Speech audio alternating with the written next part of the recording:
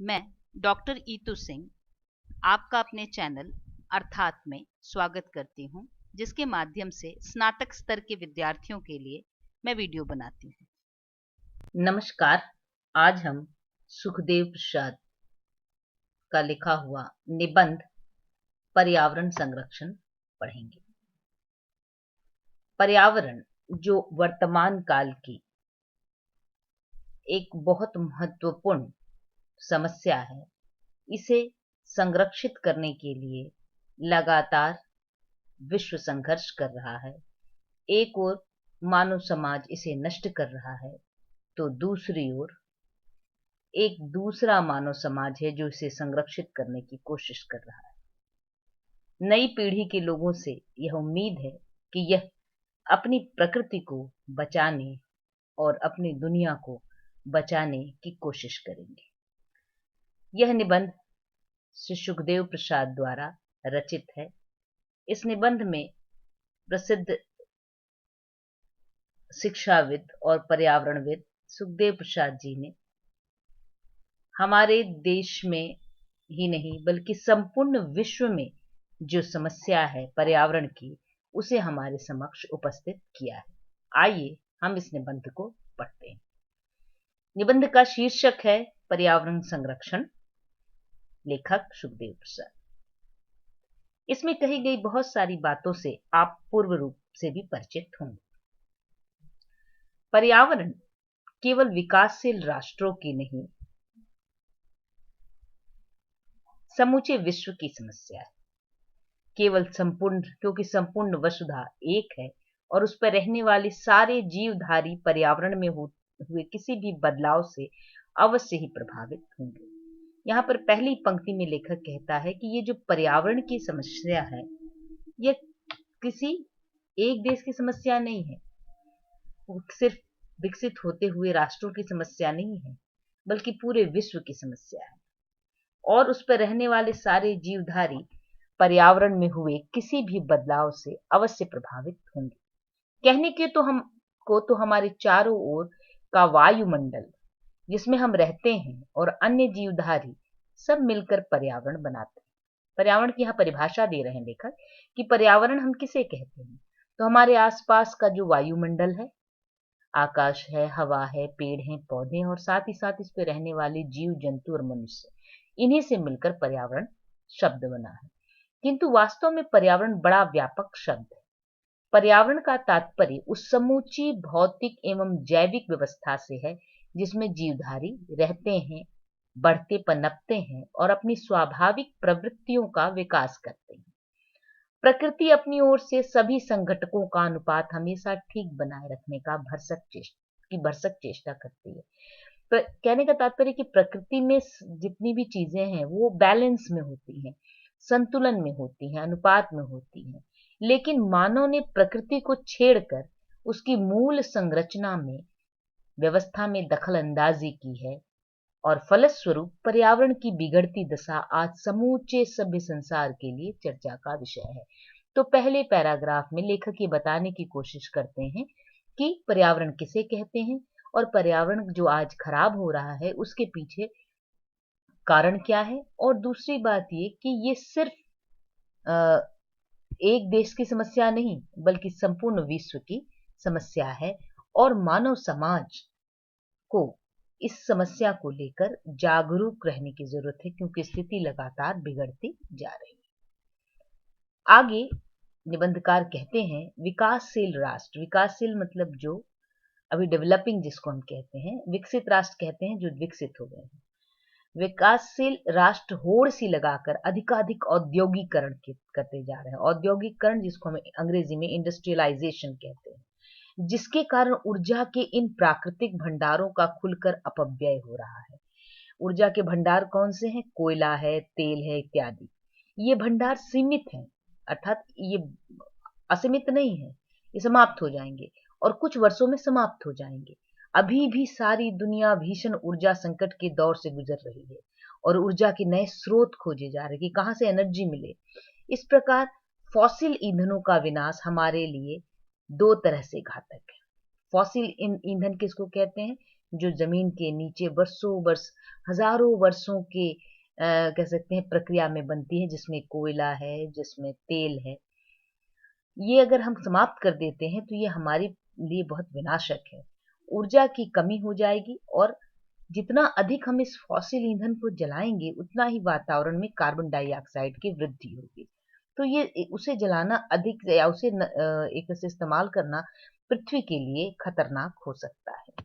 कोयला बनाने के लिए तथा खेती और बस्तियों का विस्तार करने के लिए वनों की अंधाधुंध कटाई हो रही है। ये हम सभी जानते हैं, पेड़ काटे जाते हैं, जंगल काटे जाते हैं ताकि वहां पर घर बनाए जा सकें, और बहुत सारी जगह कोयला निकालने के लिए भी ये किया जाता है। जंगल के पेड़ पौधे वायु की कार्बन डाइऑक्साइड का उपयोग अपना खाद्य बनाने के लिए तैयार करने में कर लेते हैं। अब हम सभी जानते हैं कि पेड़ पौधे कार्बन डाइऑक्साइड लेते हैं और ऑक्सीजन छोड़ते हैं, और हम मनुष्य जो है वो ऑक्सीजन लेते हैं और कार्बन डाइऑक्साइड छोड़ते हैं। यदि लगातार मनुष्यों की संख्या बढ़ती गई और पशु पक्षियों की संख्या बढ़ती जाए और पेड़ों की संख्या कम होती जाए, तो कार्बन डाइऑक्साइड और ऑक्सीजन का बैलेंस, उनका जो संतुलन है वो बिगड़ जाएगा। ये सोचे बिना ही हम जंगलों को काटते जा रहे हैं, लेकिन वन विनाश के कारण कार्बन डाइऑक्साइड की वृद्धि रोकनी असंभव प्रतीत होती है। वन विनाश से पहाड़ी क्षेत्रों में भूक्षरण और भूस्खलन होता है। भूक्षरण का अर्थ है जमीन की मिट्टी का लगातार घिसते जाना या उसका बह जाना, और भूस्खलन का अर्थ है जमीन का खिसक जाना, तथा मैदानों में प्रतिवर्ष बाढ़ें आती रहती हैं।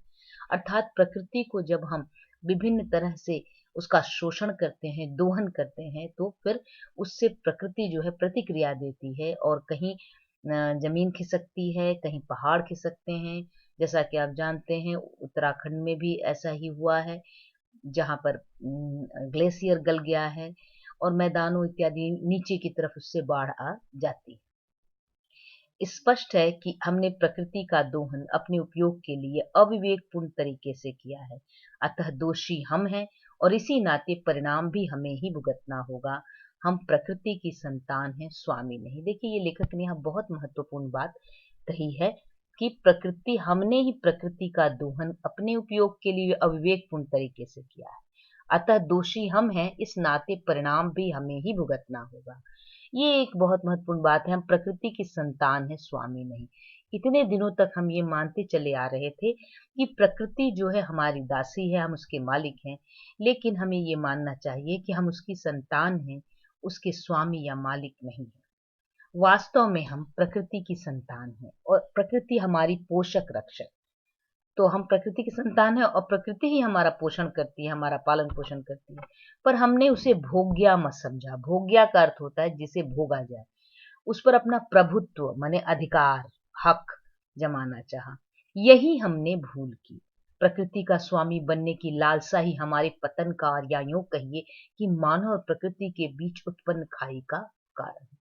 यहाँ पर लेखक ने बहुत अच्छी तरह से समझाने की कोशिश की है कि जो प्रकृति हमारी माता है, जो हमारा पोषण करती है, जो हमें जीवन के लिए उपयोगी सभी सामग्रियों को देती है, उसका हम जब शोषण करते हैं तो हमारे बीच, मानव और प्रकृति के बीच दूरी उत्पन्न हो गई है, उनके बीच खाई उत्पन्न हो गई है।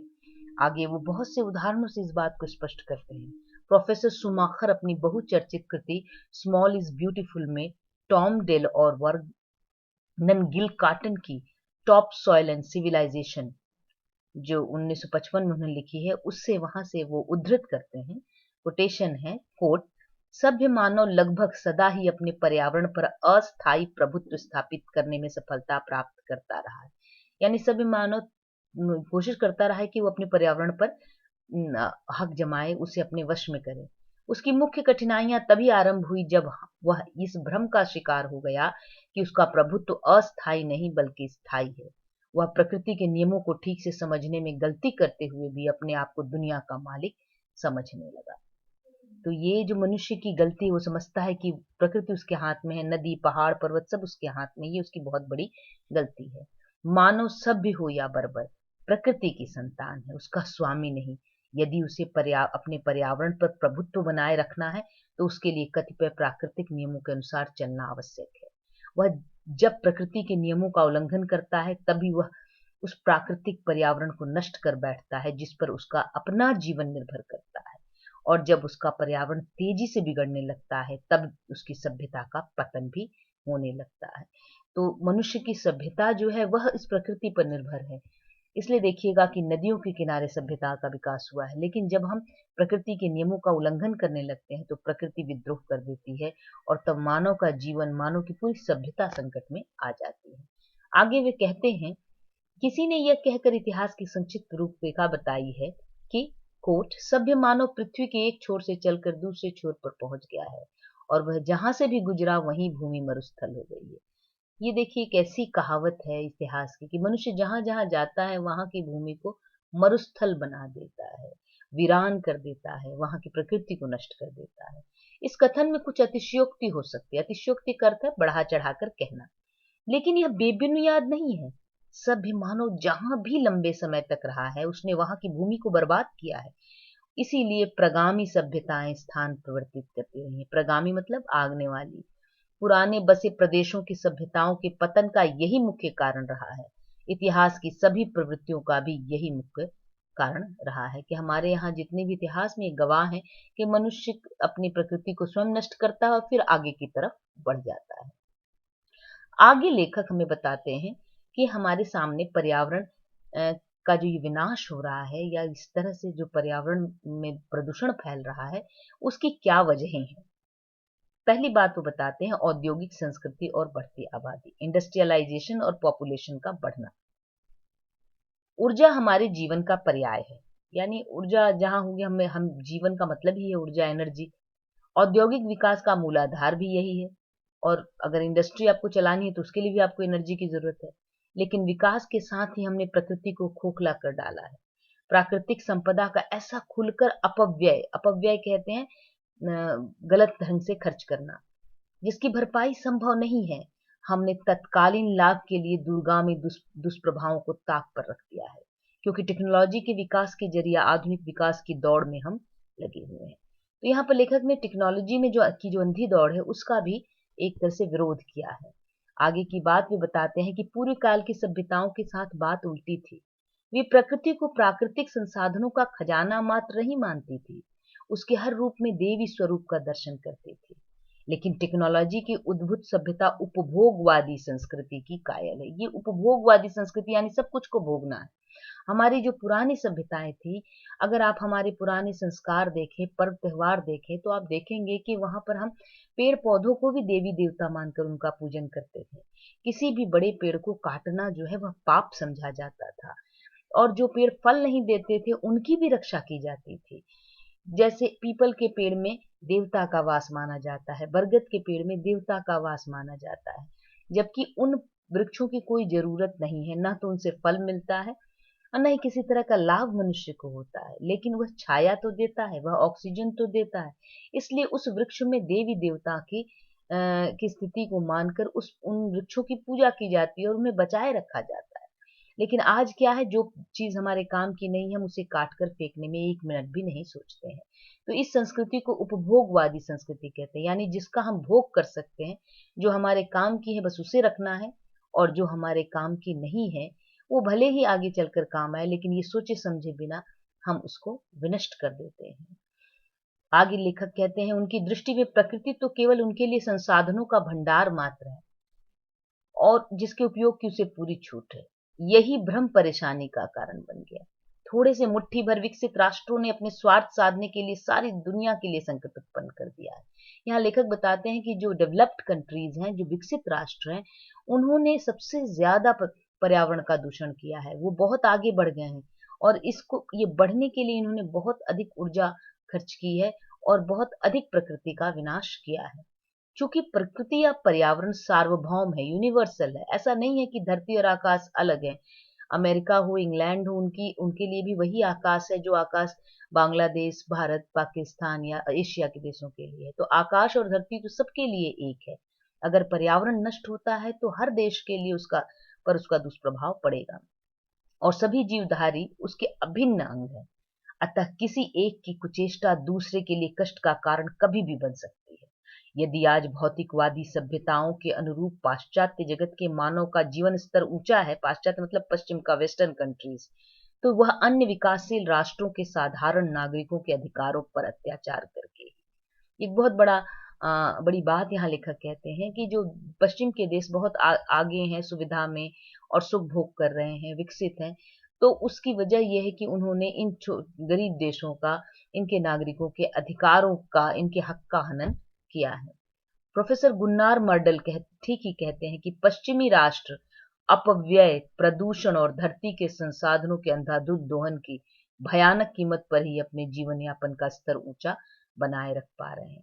यानी वहां इतनी अधिक बिजली खर्च होती है, इतनी अधिक ऊर्जा का हनन होता है, इतना अधिक पर्यावरण की चीजों का विनाश होता है, जिससे धरती के जो सुख हैं उस पे सबका बराबर हक है। फिर कुछ लोगों के हिस्से में वो क्यों आए, ये प्रश्न यहाँ पर लेखक करते हैं।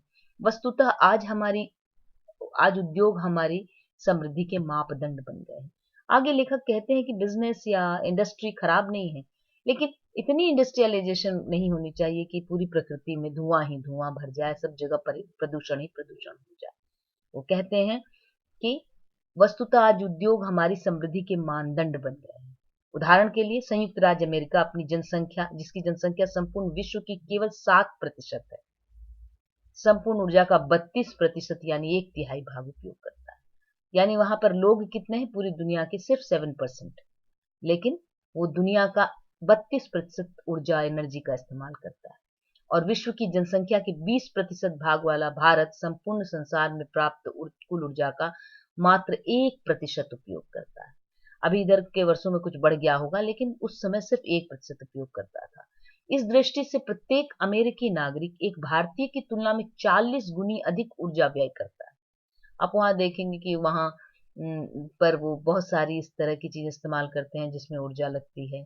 गाड़ियां, हर परिवार के पास 2-2 गाड़ियां हैं। इसी तरह बहुत सारी ऐसी चीजें वो इस्तेमाल करते हैं जो पर्यावरण के लिए घातक हो सकती है।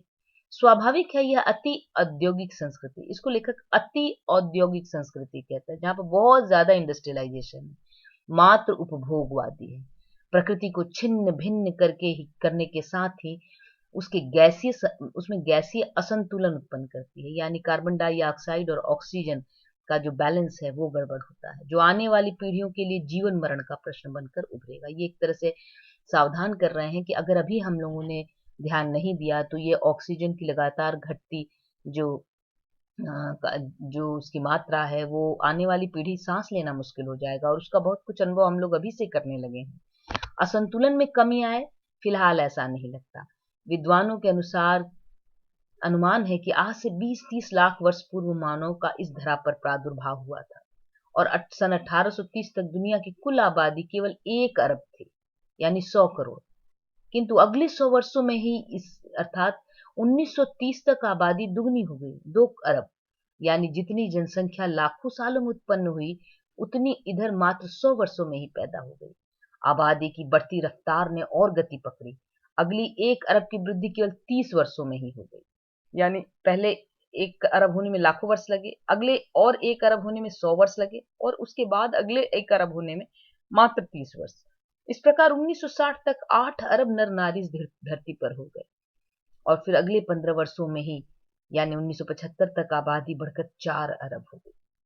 अब अनुमान है कि 2000 तक जनसंख्या लगभग 7 अरब हो जाएगी। इस बेतहाशा वृद्धि का प्रभाव हमारे सामाजिक मूल्यों पर पड़े बिना नहीं रह सकता। वो यहाँ बताने की कोशिश कर रहे हैं कि बढ़ती हुई आबादी से प्रकृति का विनाश होता है, और मनुष्य जो है वो किसी भी तरह से जितने अधिक लोग इस धरती पर होंगे उतना अधिक प्रकृति का दोहन करेंगे, उतनी अधिक घरों की जरूरत होगी, उतनी अधिक भोजन की जरूरत होगी। तो इस सबका जो प्रभाव है इस धरती पर ही पड़ेगा, और उसकी वजह से पर्यावरण का शोषण होगा, या हम कह सकते हैं कि उससे पर्यावरण की स्थिति लगातार लगातार खराब होगी, और आने वाली पीढ़ी के लिए एक बड़ा ही कह सकते हैं बड़ी ही खराब स्थिति आने वाली, जहां उसके लिए सांस लेने तक की जगह लेना भी मुश्किल हो जाती है।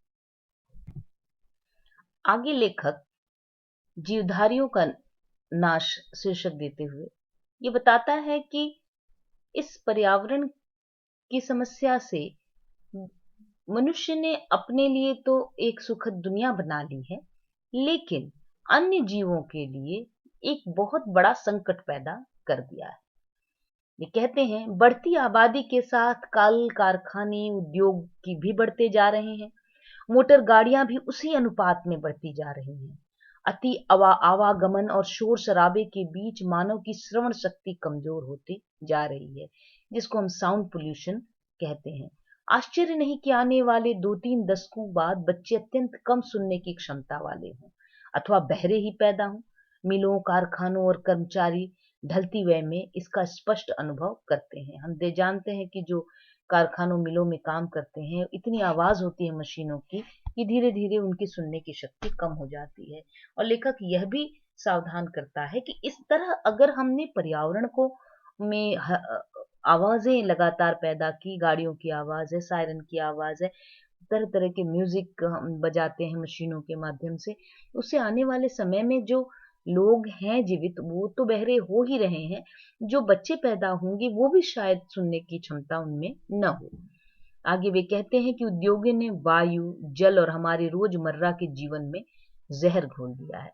यानी एयर पोल्यूशन है, वायु प्रदूषण, जल प्रदूषण है यानी वाटर पोल्यूशन, और एयर पोल्यूशन में एक तरफ साउंड पोल्यूशन भी है। और इसकी समस्या से हमारा सारा जीवन जो है जहरीला हो गया है। इस अभिशाप से हम मुक्त भी हो सकेंगे यह कहना असंभव है।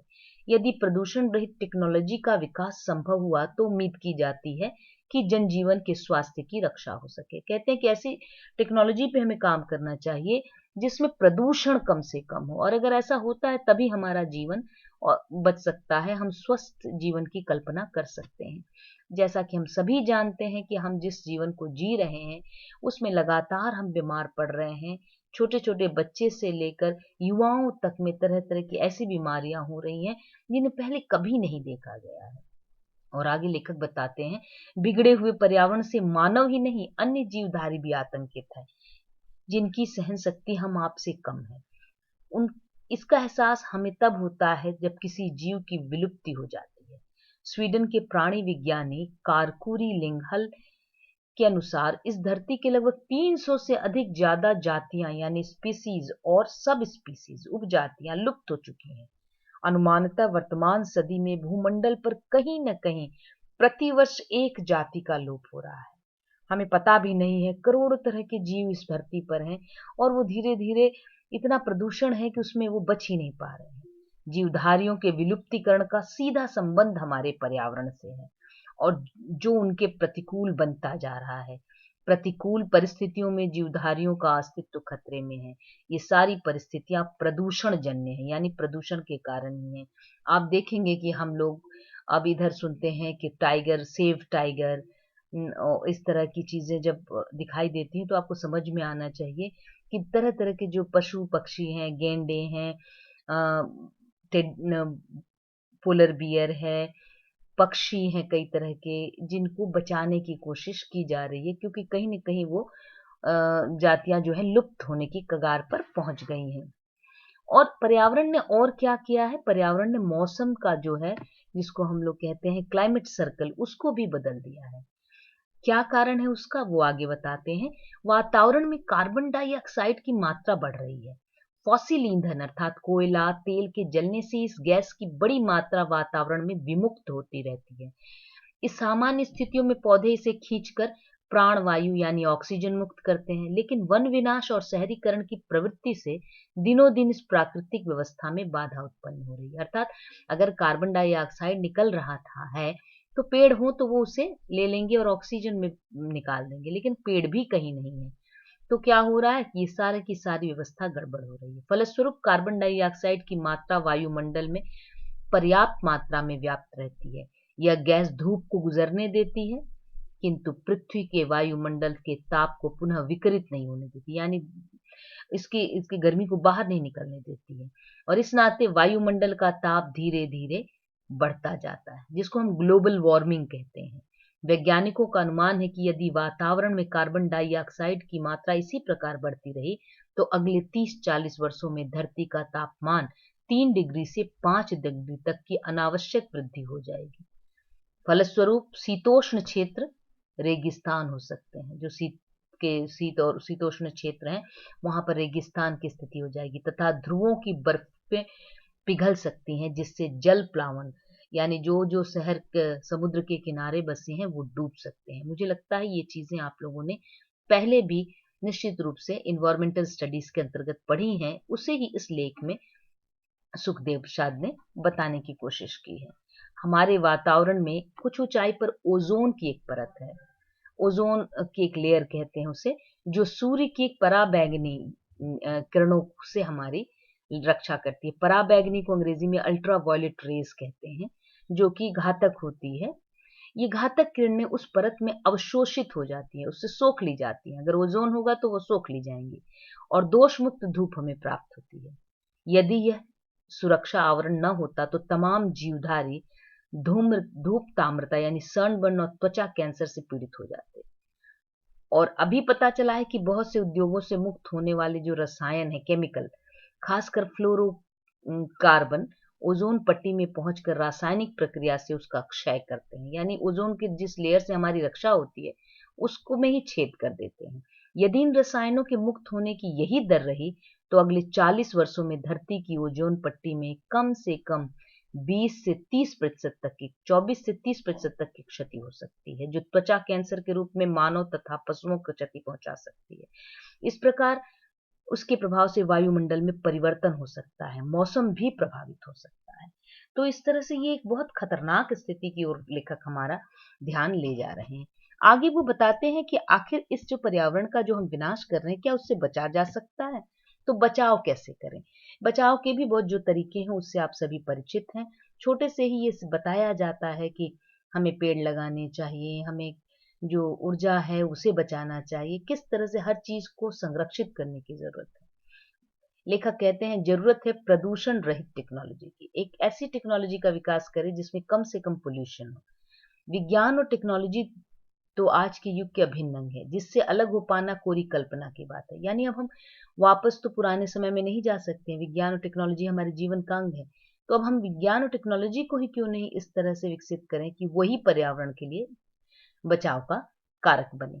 उद्योगों का विकल्प भला क्या होगा, और इंडस्ट्री को भी नहीं हटाया जा सकता है। हाँ, हम उद्योगों में ऐसी टेक्नोलॉजी विकसित कर सकते हैं जो प्रदूषण रहित हो, अर्थात औद्योगिक कचरे का जो इंडस्ट्रियल वेस्ट निकलता है उसका विनाश हम ऐसे ढंग से करें कि वह वायु अथवा जल को प्रदूषित न करे। हम जानते हैं कि इंडस्ट्रीज का सारा कचरा या तो नदी में जाता है या हवा में, तो उसे बचाने की जरूरत है। दूसरी बात तो कहते हैं वन संरक्षण एक आंदोलन, यानी हमें वनों को बचाने की जरूरत है। वन ये आदि संस्कृतियों के पोषक तो थे ही, कमोबेश आज भी हैं। वन हमारे रक्षक हैं, इसमें भूक्षरण, भूस्खलन और बाढ़ें रुकती हैं। ये शोर और प्रदूषण भी कम करते हैं। फैक्ट्रियों या प्रयोगशाला के आसपास पेड़ रोपे जाने, वृक्ष रोपे जाने चाहिए ताकि शोर की मात्रा कुछ कम हो। इस प्रकार वन रोपण के को सामाजिक वानिकी का यानी हमारे सोशियोलॉजी का एक महत्वपूर्ण अंग मानना चाहिए और राष्ट्रीय विकास कार्यक्रम के रूप में अपनाया जाना चाहिए। तो एक तरह से ये बताना चाहते हैं कि पेड़ लगाना बहुत जरूरी है और पेड़ लगाने से एक इस समस्या का कुछ हद तक निदान हो सकता है। उत्तर भारत में हिमालय के दुखद वन विनाश से के खिलाफ पहाड़ की महिलाओं ने जो जिहाद छेड़ा था वह अनुकरणीय है। यहाँ पर लेखक चिपको आंदोलन की बात करते हैं, जहां पर सुंदरलाल बहुगुणा के नेतृत्व में जो जंगल काटा जा रहा था तो वो एक एक पेड़ को पकड़कर वो चिपक गई थी और कहा था पहले हमें काटो तब पेड़ काटो। तो ये जो आंदोलन था उसे चिपको आंदोलन कहते थे। चिपको आंदोलन अब काफी बढ़ चुका है। इस आंदोलन के प्रणेता से सुंदरलाल बहुगुणा ने अपना जीवन वन संरक्षण हेतु समर्पित कर दिया है और उन्हें पद्मश्री से विभूषित भी किया गया है और लाखों वन प्रेमियों ने इस आंदोलन को स्वीकारा था। न्यूजीलैंड के 51 वर्षीय doctor Richard Saint Barbe Baker, जिन्हें प्रायः वृक्ष मानव कहा जाता है, मैन ऑफ द ट्रीज के नाम से जाना जाता है, वो भारत में आए थे इन आंदोलनकारियों को बधाई देने। आजीवन वृक्षों की सेवा में लगे कर्मयोगी बाबा बेकर वृक्ष मानव तथा हरित धरती के बच्चे जैसी संस्थाओं के संस्थापक हैं।